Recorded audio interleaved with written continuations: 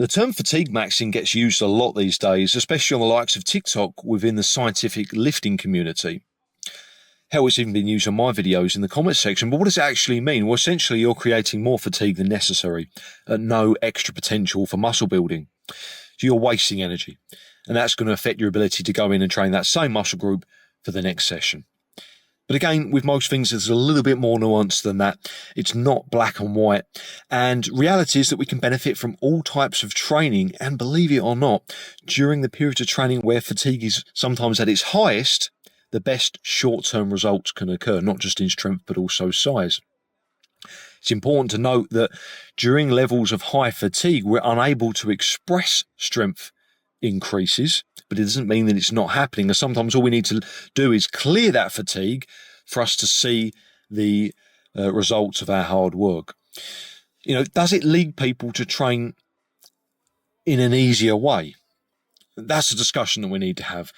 You're not going to do a set of 20 rep squats if you're worried about fatigue maxing. You're not going to do 5 sets of 5 on a deadlift if you're worried about fatigue maxing.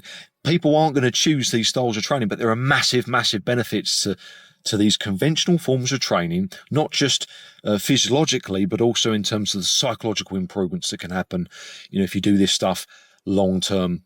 And it's really important to recognize that. Now, I definitely think it's something to consider, fatigue management, especially on high frequency routines. But I think the general recovery ability of a lifter is massively undermined by this community. And is it just an excuse to train easier? To avoid the stuff that's going to not only provide really, really good gains in muscularity, but also create a lot of fatigue because it's hard. But there are merits to it that training in a different way can't give you. There are merits to all types of training. We must remember that. And it's just not as black and white as labeling something as fatigue maxing and something as optimal. It's definitely more complex than that I think some of these young lifters need to remember.